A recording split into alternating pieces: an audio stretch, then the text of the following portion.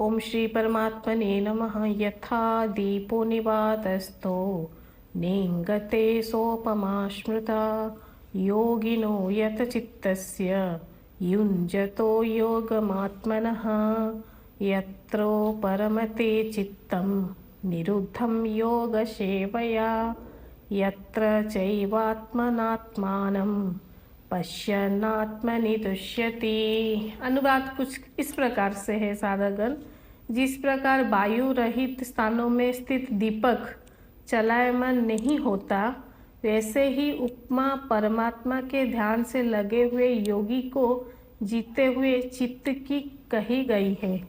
और योग के अभ्यास से निरुद्ध चित्त जिस अवस्था में उपरम हो जाता है और जिस अवस्था में परमात्मा के ध्यान से शुद्ध होके सूक्ष्म बुद्धि द्वारा परमात्मा को साक्षात करता हुआ सच्चिदानंद परमात्मा में संतुष्ट रहता है। तो यहाँ पे जो वर्णन किए गए हैं परमात्मा, यहाँ पे कृष्ण जी भगवान हमको योग का परिणाम बता रहे हैं कि योग कैसे करें, तो वो बता चुके हैं। अभी योग का जो हम कर रहे हैं तो उसका परिणाम कैसे कैसे होता है। जैसे जब यानी जो दीपक है वो वायु से ही वो दीपक हलचल होता है।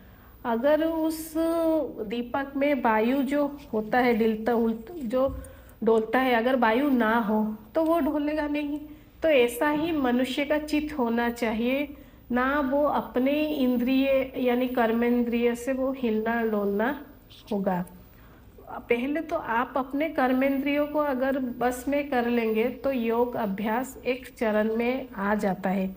तब क्या होता है कि तब जाके वो योगी ध्यान अवस्था प्रारंभ करता है। आपका मन में आएगा कि ध्यान क्यों जरूरी है, ध्यान क्यों करना चाहिए मनुष्य को। इसका सिंपल ही आंसर है कि ध्यान से आपको सुख मिलता है, आनंद मिलता है। आप सोचेंगे क्या पहले से मुझे आनंद नहीं मिला या सुख नहीं मिला? हाँ, आपको सुख वस्तु और व्यक्ति से मिला, आनंद भी मिला, लेकिन वो मिलके चला भी गया।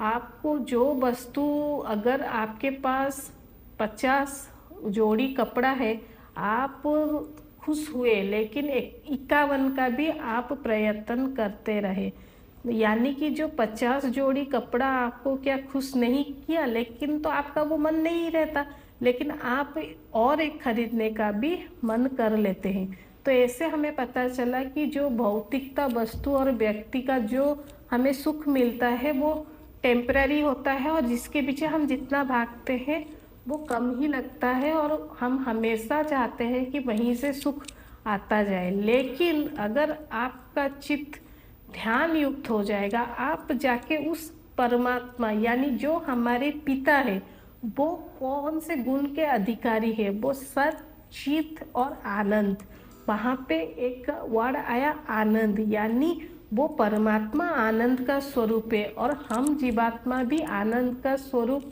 में जाकर ही हमें वो आनंद मिल सकता है। लेकिन उसके बीच में क्या आ जाता है? उसके बीच में आ जाता है माया। हमें उसी माया से बिछड़ के यानी आगे बढ़ के हमें ध्यान के माध्यम से जाके उस परमात्मा को मिलना है। और ये जो ध्यान है, जो ध्येय है और ध्याता है, यानी जो त्रिकुटी है, यानी जो ज्ञान है, जो ज्ञेय है और जो ज्ञाता है, कैसे इसको आप समझे? ध्यान यानी जो मैं कर रहा हूँ, ध्याता यानी जिससे मैं कर रहा हूँ ध्यान वो परमात्मा, और जो प्रक्रिया हो रहा है वो ध्येय, यानी मेरे से जो सगुण साकार का जो उपासना हो रहा है, यानी मेरे प्रभु कैसे है, उनका रूप कैसा है, उनका लीला कैसा है, उनका गुण कैसा है, उनका भजन, उनका कीर्तन, उनका महिमा, उसका सुनना, ये ही मेरे सगुण साकार का उपासना है। इसी को ही ध्यान कहते हैं।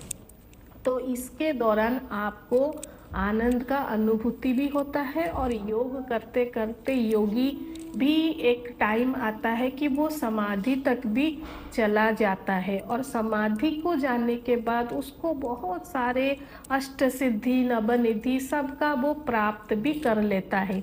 लेकिन जो अच्छा योगी है वो इन फालतू सिद्धि में अपना समय खराब नहीं करता, क्योंकि सिद्ध को जो प्राप्त हुआ है वो ऐसे ही उसको बर्बाद भी नहीं करता, क्योंकि ध्यान करने से सिद्ध आता ही है, लेकिन वो कभी भी ऐसे ही यानी वो खर्च भी नहीं करता। तो इस चक्कर में आप साधक कभी भी सिद्धियों में ना पड़े, क्योंकि बहुत सारे लोग सिद्धियों में आके बर्बाद हो गए हैं, ना उनको कुछ प्राप्त हुआ।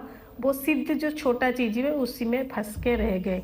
तो हमारा जो परम लक्ष्य है कि भगवान को देखना, भगवान को प्राप्त करना, भगवान के साथ इनका जो आनंद है उसको प्राप्त करना, वो ही हमारा सर्वश्रेष्ठ लक्ष्य होना चाहिए। उनका दर्शन, उनका सानिध्य, उनकी सेवा, उनसे पूजा, यही हमारा लक्ष्य होना चाहिए। ऐसा हो जाए कि हमारा सोना भी ध्यान हो जाए, हमारा चलना भी परिक्रमा हो जाए, हमारा जगना, हमारा खाना, हमारा पीना, हम दूसरों को जब खाना देते हैं ये सोचे कि मैं बालक कृष्ण को खाना परोस रही हूँ, मैं जिसको अनजान लोगों को हेल्प कर रही हूँ, यानी मैं जीव का सेवा कर रही हूँ।